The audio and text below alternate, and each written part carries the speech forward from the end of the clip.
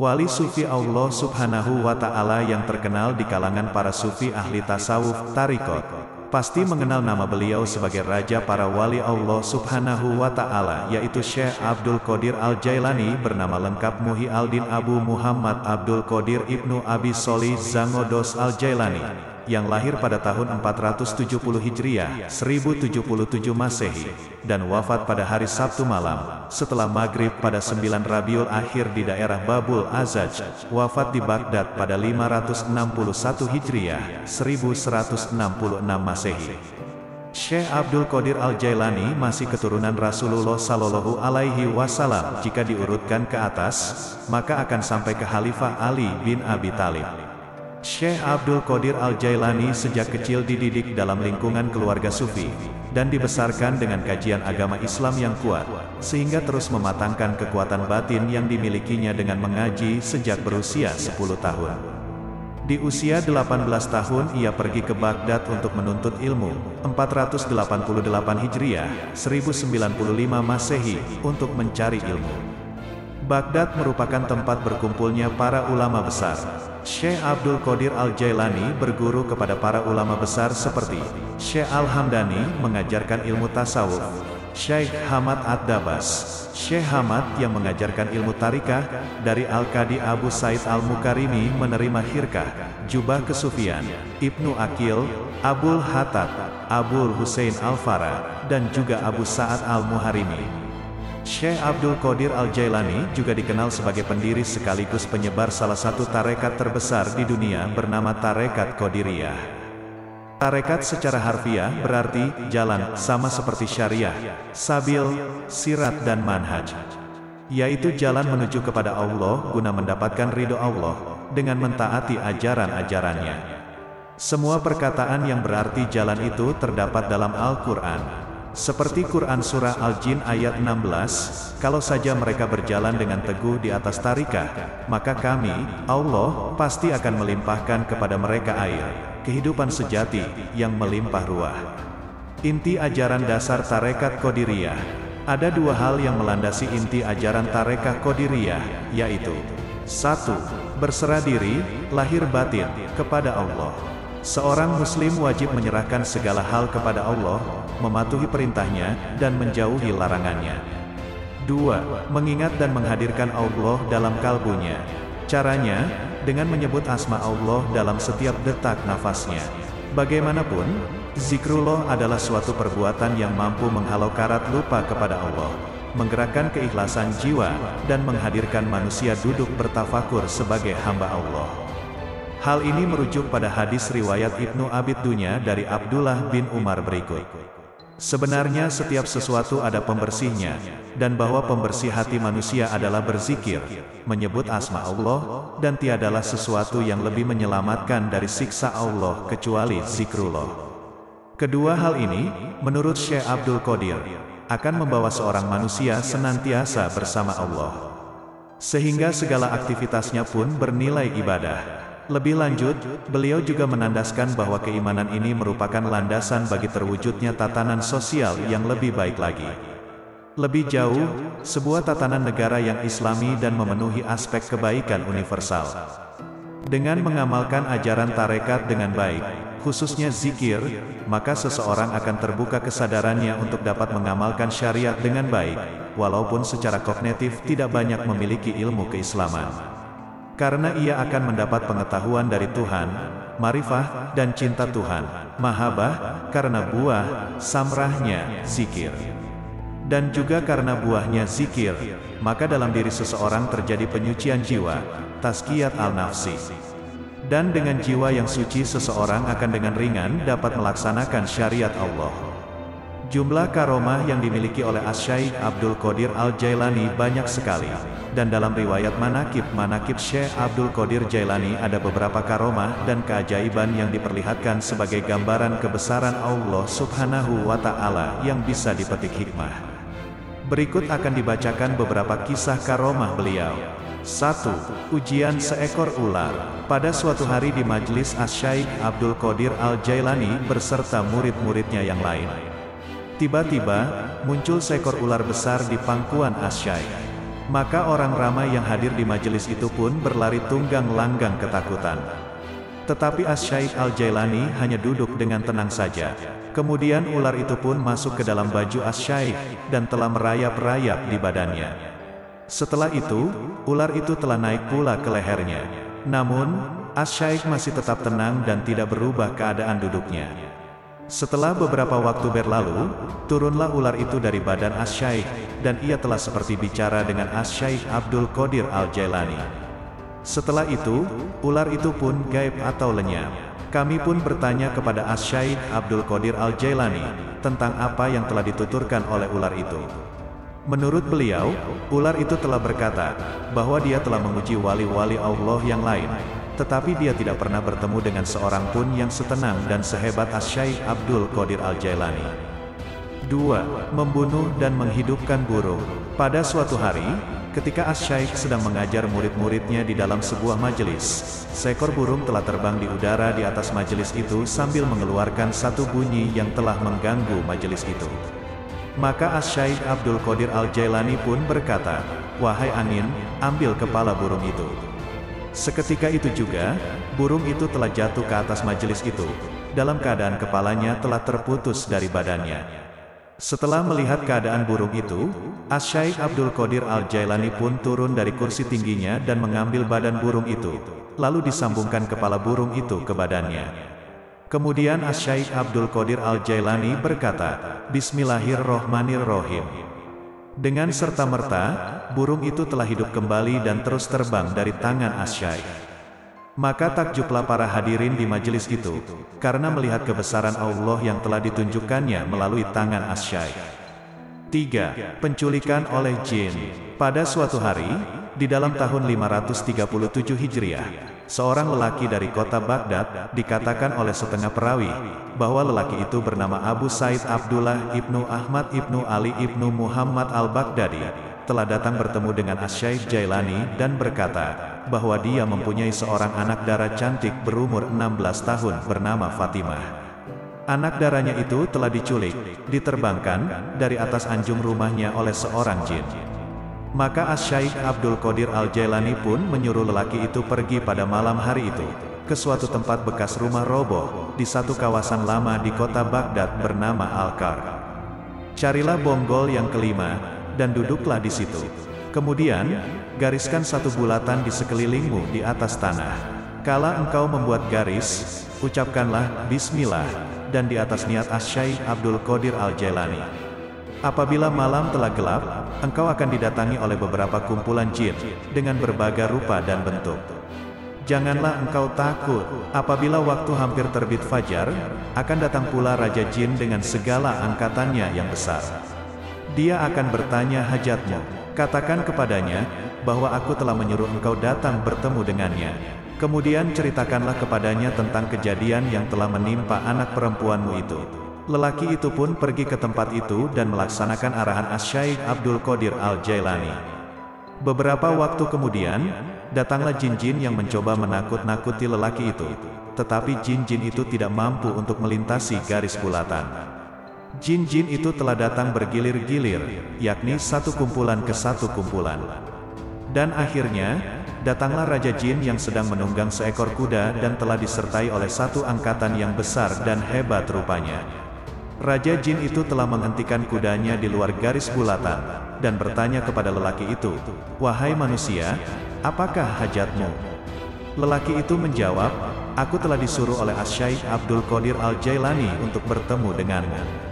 Begitu mendengar nama Asy-Syaikh Abdul Qadir Al-Jailani diucapkan oleh lelaki itu, Raja Jin itu telah turun dari kudanya dan terus mencium bumi.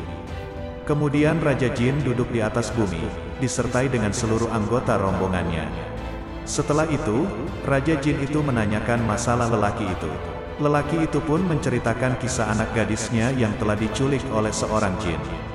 Setelah mendengar cerita lelaki itu, Raja Jin itu pun memerintahkan agar dicari si jin yang bersalah itu. Beberapa waktu kemudian, dibawa ke hadapan Raja Jin itu, seorang jin lelaki dari negara Cina bersama dengan si gadis yang telah diculiknya. Bertanya, "Kenapa engkau menculik anak gadis ini? Tidakkah engkau tahu, dia ini berada di bawah naungan Al-Qutub?" Jin lelaki dari negara Cina itu mengatakan, dia telah jatuh cinta dan bernafsu terhadap gadis itu.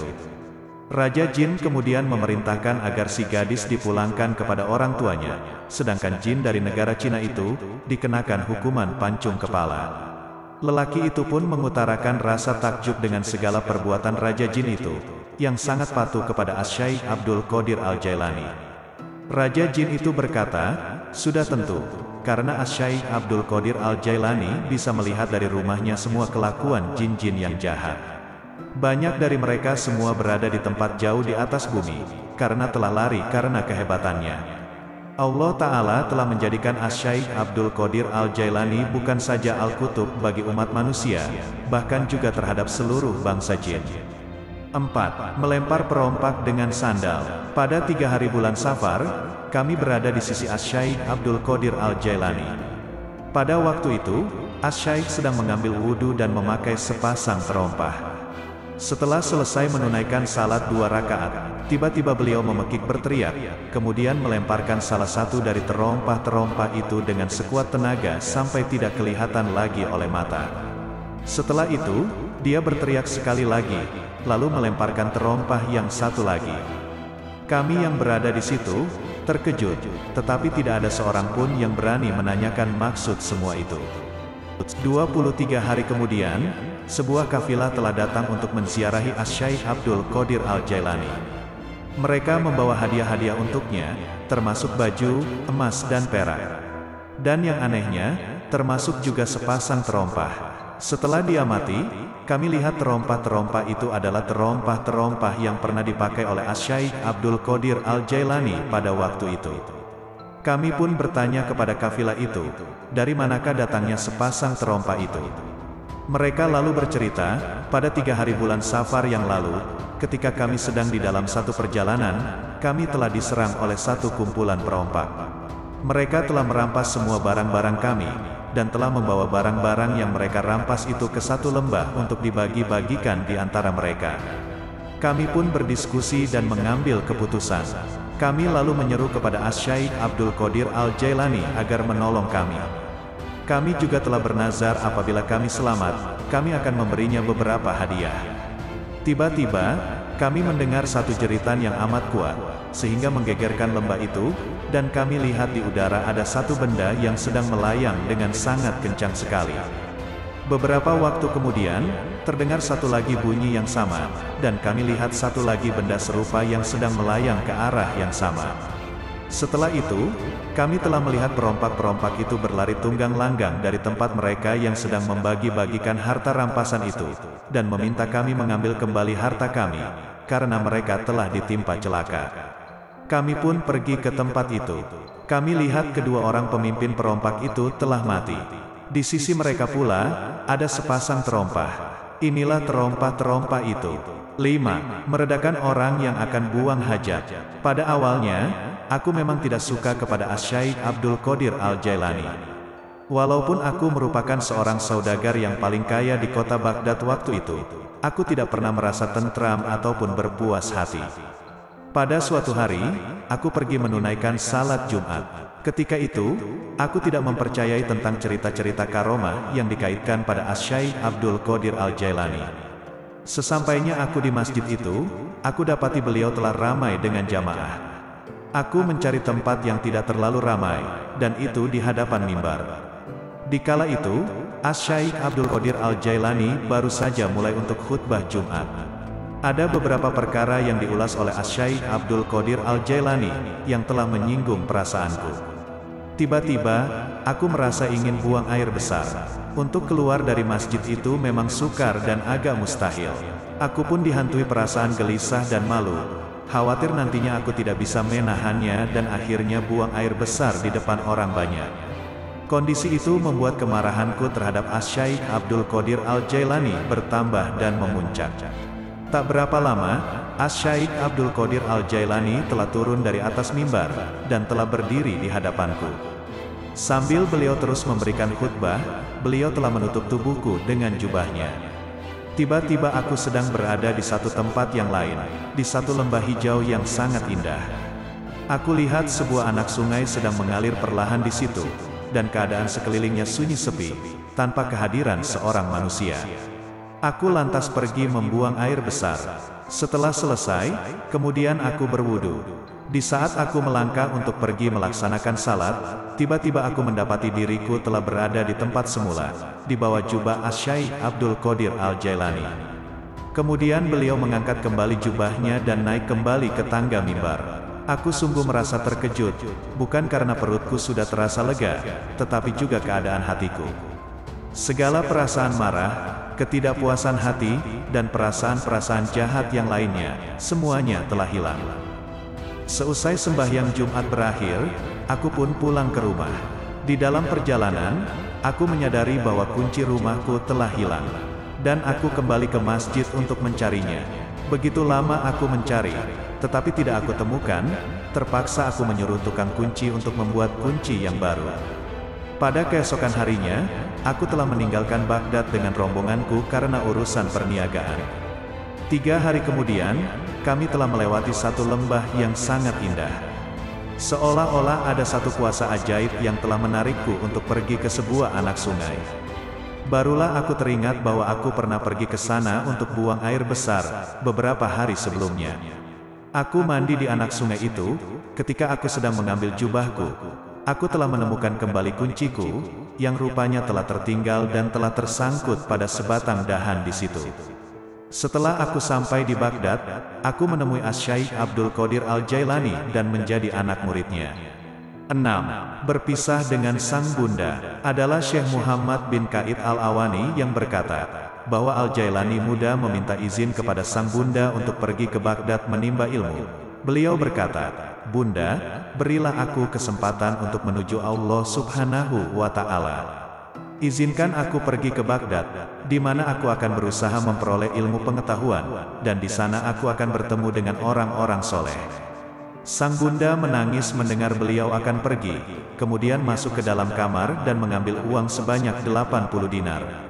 Uang itu adalah warisan dari ayahanda beliau. Kemudian sang bunda memasukkan uang tersebut ke dalam saku beliau 40 dinar, dan sisanya dimasukkan ke saku baju mantel beliau. Sang bunda meminta beliau berjanji untuk selalu berlaku jujur dalam keadaan apapun. Ketika sang bunda mengantar beliau sampai di depan pintu rumah, sang bunda mengucapkan selamat tinggal dan berkata, "Anakku, pergilah, karena aku telah melepaskan engkau demi mencari Allah. Aku tahu, mungkin aku tidak akan bertemu lagi dengan wajahmu hingga hari kebangkitan kelak." Maka pergilah beliau menuju Baghdad. Sejarah hidup beliau terus berlanjut sampai akhirnya beliau menetap di Baghdad, dan waktu itu umur beliau 18 tahun. Pada masa itu, khalifah yang berkuasa di Baghdad adalah Al-Mustazir. Ketika beliau akan memasuki kota Baghdad, beliau dihadang oleh Al-Khidir sembari berkata kepadanya, "Aku tidak akan pernah mengizinkan kamu masuk ke kota Baghdad sampai 7 tahun ke depan." Beliau akhirnya tinggal di pinggiran sungai Tigris selama 7 tahun dengan hanya memakan dedaunan dari jenis yang bisa dimakan, sampai suatu kali leher beliau berubah warna menjadi hijau. Pada suatu malam beliau mendengar suara yang mengatakan, "Wahai Abdul Qadir Al-Jailani, sekarang masuklah ke Baghdad." Setelah mendengar suara itu, beliau segera memasuki Baghdad. Malam itu cuaca sangat dingin dan hujan, maka Abdul Qadir Al-Jailani mendekati zawiyah pondokan Sufi Syekh Hamad bin Muslim Ad-Dabas. Akan tetapi, Syekh Hamad berkata kepada muridnya, "Kuncilah pintu zawiyah, tetapi buatlah cahaya lampu tetap menyinari ke arah luar zawiyah." Abdul Qadir Al-Jailani hanya duduk di samping pintu, lalu Allah Subhanahu wa Ta'ala menurunkan kantuk kepadanya hingga beliau tertidur. Saat terbangun, beliau dalam keadaan hadas besar, mimpi basah, maka dengan segera beliau mandi besar. Kemudian Allah Ta'ala menurunkan kantuk lagi kepada beliau, dan beliau pun tertidur lagi. Saat bangun, beliau hadas besar lagi, lalu beliau segera mandi besar lagi. Demikian itu terjadi berulang-ulang hingga 17 kali. Akhirnya, ketika fajar menyingsing, pintu zawiyah terbuka dan Abdul Qadir Al-Jailani melangkah masuk. Syekh Hamad Ad-Dabas segera melangkah maju menyambut beliau, lalu memeluk erat beliau, dan memberi beliau rangkulan yang hangat. Air mata menetes di pipi Syekh Al-Dabas sembari ia berkata, "Oh anakku Abdul Qadir Al-Jailani, hari ini adalah tanggung jawab kami di sini. Zawiyah ini, jika nanti kamu telah memegangnya, maka bimbinglah si tua yang rambutnya telah memutih ini." 7. Para guru Syekh Abdul Qadir Al-Jailani. Abdul Qadir Al-Jailani memperoleh latihan spiritual di Baghdad dari dua sufi terbesar di zaman itu, Syekh Said Abu Al-Khair Hamad bin Muslim Ad-Dabas dan Syekh Qadi Abu Said Mubarak Al-Mahzumi.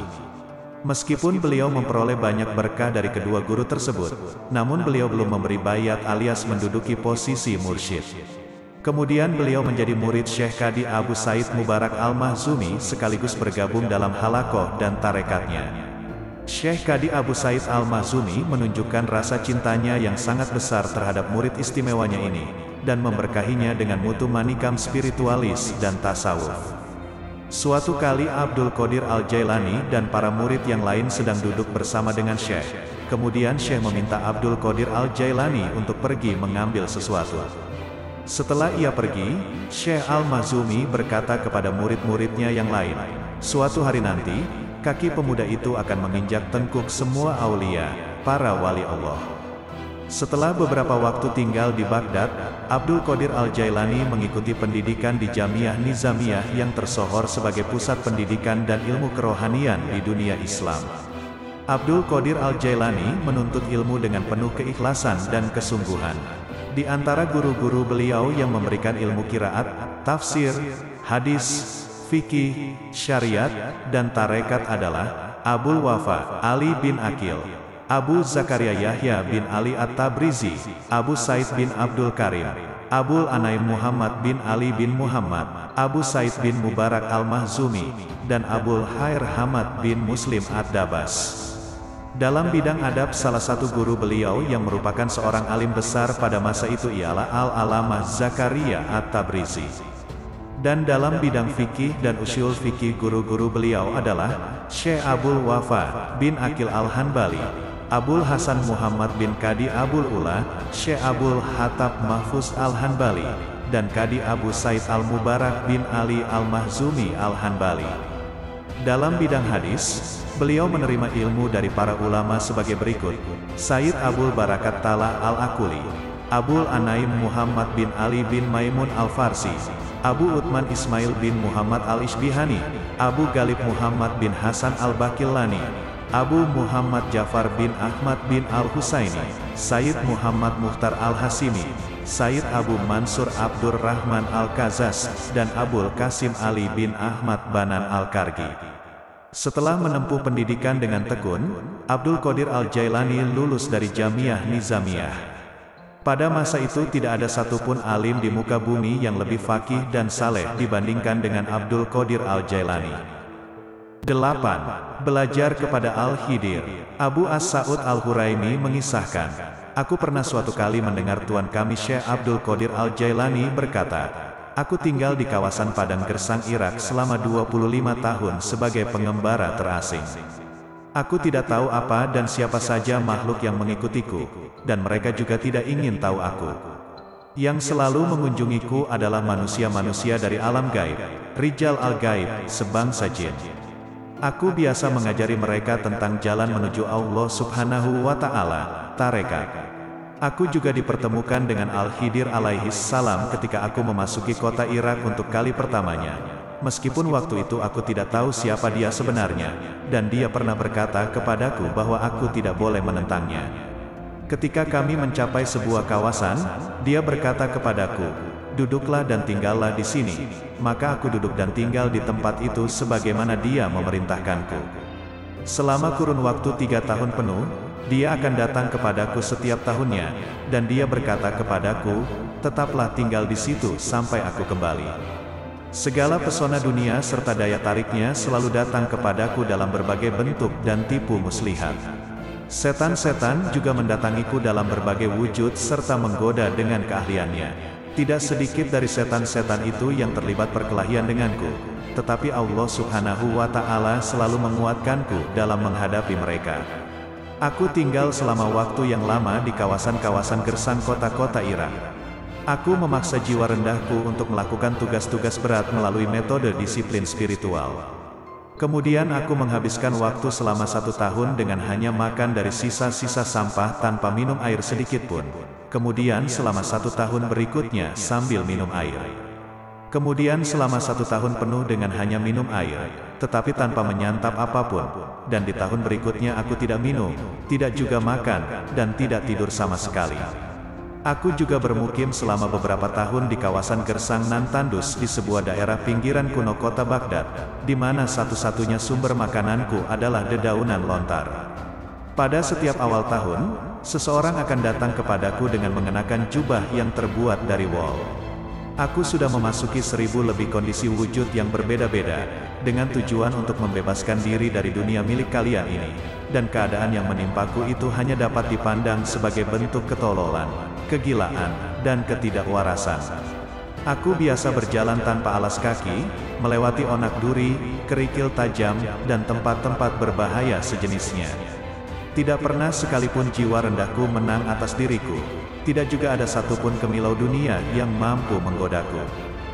9. Ujian dari Al-Khidir. Beliau, Al-Khidir, datang kepadaku untuk memberikan suatu ujian, sebagaimana ia telah menguji para wali-wali Allah yang lain sebelumku.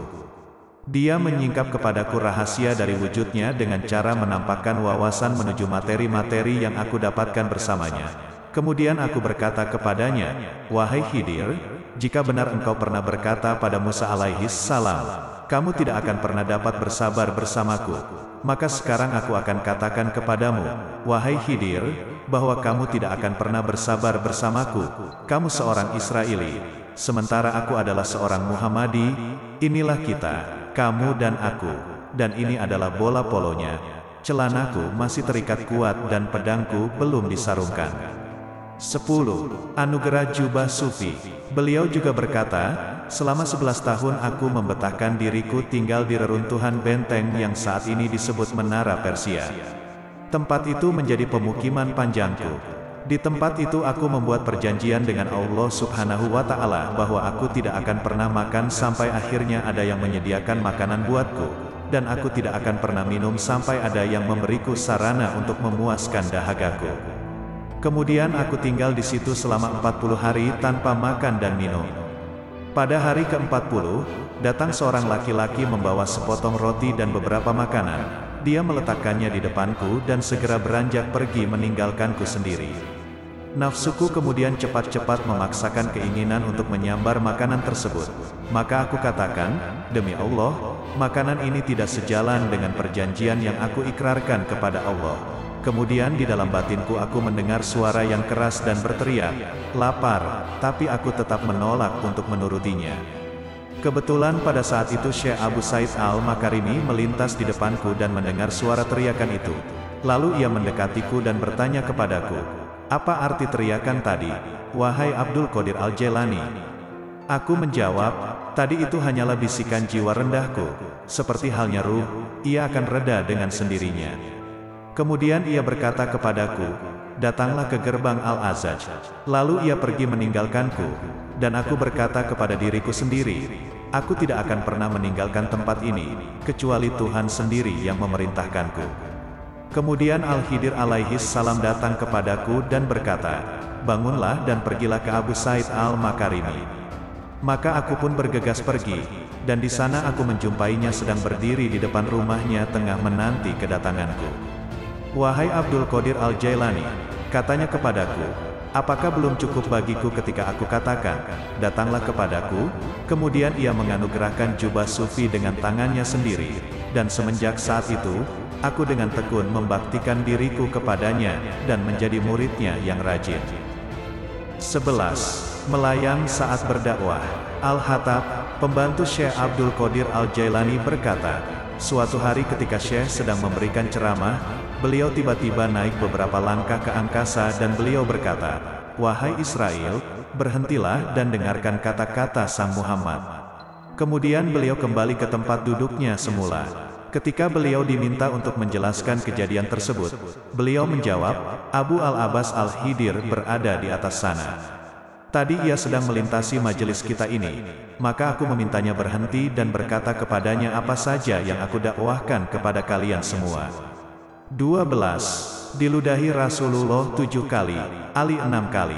Ini diriwayatkan oleh Syekh Abu Muhammad Al-Jubai, bahwasannya beliau Syekh Abdul Qadir Al-Jailani berkata, aku suatu kali berjumpa dengan Rasulullah dalam penampakan ruhani sebelum waktu zuhur, dan beliau berkata kepadaku, wahai anakku terkasih, kenapa engkau tidak berbicara, berdakwah kepada manusia? Maka aku menjawab, wahai bapakku terkasih, aku adalah seorang ajam, bukan orang Arab. Lalu bagaimana aku bisa berkata-kata dengan fasih di tengah-tengah orang Baghdad yang jelas mereka pandai berbahasa Arab? Kemudian Rasulullah berkata, sekarang bukalah mulutmu. Maka aku membuka mulutku lebar-lebar, dan beliau meludahiku sebanyak 7 kali. Kemudian beliau berkata kepadaku, kamu harus berdakwah kepada manusia sekarang. Ajaklah mereka menuju jalan Allah dengan hikmah dan nasihat yang baik. Aku kemudian menunaikan salat zuhur, dan kemudian aku duduk setelah itu hendak berceramah, namun aku masih kehilangan kata-kataku. Kemudian aku melihat penampakan Sayyidina Ali karramallahu wajhahu, dan beliau berkata, bukalah mulutmu. Aku lalu membuka mulutku, dan beliau meludahiku sebanyak 6 kali. Lalu aku bertanya kepada beliau, kenapa engkau tidak meludahiku sebanyak 7 kali seperti halnya Rasulullah melakukannya? Beliau menjawab, sebagai adab penghormatanku kepada Rasulullah. Setelah mengucapkan kata-kata itu, beliau pergi. 13. Menghilang ke balik matahari. Pengasuh Syekh Abdul Qadir Al-Jailani menceritakan, bahwa sewaktu beliau masih kecil seringkali ketika dia menggendong sang Syekh, mendadak beliau sudah tidak ada lagi di tangannya. Dia mengatakan, bahwa kemudian dia melihat Syekh Abdul Qadir Al-Jailani terbang ke langit dan bersembunyi di balik cahaya matahari. Ketika Syekh Abdul Qadir Al-Jailani sudah dewasa, sang pengasuhnya mengunjunginya dan bertanya, apakah beliau masih sering melakukan hal yang dulu sewaktu kecil beliau lakukan? Kemudian Syekh Abdul Qadir Al-Jailani menjawab, itu dulu ketika aku masih kecil, dan pada waktu itu aku masih lemah, maka aku bersembunyi di balik matahari. Namun kini daya dan kekuatanku telah sedemikian besar, sehingga bila 1000 matahari datang, pasti mereka semua akan bersembunyi di balik diriku. 14. Bertarung melawan setan, iblis, dan hawa nafsu. Kisah ini diriwayatkan oleh Syekh Utsman As-Sirafani. Beliau berkata, aku suatu kali mendengar tuan kita, Syekh Abdul Qadir Al-Jailani berkata, aku pernah bermukim sendirian di sebuah kawasan gersang.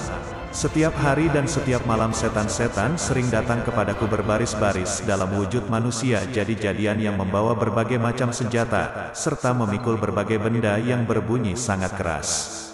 Mereka terlibat perkelahian denganku dan melempariku dengan bola api. Saat menghadapi keadaan seperti itu, aku mendapati di dalam hatiku suatu rasa tentram yang sulit terucapkan dengan kata-kata. Aku mendengar suara dalam hatiku yang berkata, berdirilah dan serang mereka wahai Abdul Qadir Al-Jailani, karena kami selalu siap menambah kekuatanmu, dan kami akan datang dengan pasukan yang tidak mungkin terkalahkan oleh mereka. Dan saat aku melemparkan satu serangan kepada para setan itu, mereka sontak berlari tunggang langgang dan pergi menghilang. Setelah itu, ada sesosok setan datang dari tengah-tengah para setan yang berlari menjauh dariku. Setan itu menghampiriku dan berkata kepadaku, pergilah dari sini atau aku akan melakukan begini dan begitu kepadamu. Dia memperingatkanku akan akibat apa saja jika aku tidak pergi dari wilayah itu. Maka kemudian aku menamparnya dengan tanganku dan dia pun melarikan diri dariku. Lalu aku berucap, tidak ada daya dan kekuatan kecuali bersama Allah yang maha tinggi lagi maha agung. Setan itu diterkam oleh api dan aku melihatnya terbakar hangus. Pada waktu yang lain, aku didatangi oleh sosok yang penampilannya benar-benar menakutkan, dan bau badannya sangat menjijikkan, baunya sangat bacin dan memuakkan. Dia berkata kepadaku, aku adalah iblis. Aku datang kepadamu dengan maksud untuk menjadi budakmu, karena kamu telah berhasil menggagalkan segala upayaku dan mengalahkan pengikutku. Aku berkata kepadanya, pergilah, karena aku tidak percaya sama sekali kepadamu. Tapi pada saat itu sebuah tangan turun dari sisi iblis dan memukul tengkorak kepalanya dengan kekuatan yang sangat besar hingga membuat iblis itu terjungkal keras melesat ke dalam tanah, dan dia pun menghilang entah kemana. Iblis itu datang kembali kepadaku untuk kedua kalinya dengan membawa anak panah api di tangannya dan hendak menyerangku. tetapi dengan cepat seseorang yang memakai jubah penutup kepala lari menuju diriku dengan menaiki kuda berwarna kelabu dan dengan tangkas melemparkan pedang kepadaku. Melihat itu, iblis secepat kilat langsung lari terbirit-birit dari hadapanku. Dan ketika aku bertemu dengannya lagi untuk yang ketiga kalinya, iblis itu sedang duduk dengan jarak yang agak jauh dariku. Berlinangan air mata, sekujur tubuhnya dipenuhi oleh debu, dan ia berkata, "Aku sungguh telah putus asa menghadapi orang sepertimu, wahai Abdul Qadir Al-Jailani." Aku lalu berkata kepadanya, "Enyahlah kau dari sini, sang terkutuk. Karena aku tidak akan pernah berhenti membentengi diriku sendiri, dengan perlindungan Allah, untuk melawanmu." Dan dia berkata, "Apa yang telah kau ucapkan itu lebih menyakitkan bagiku ketimbang jepitan besi neraka."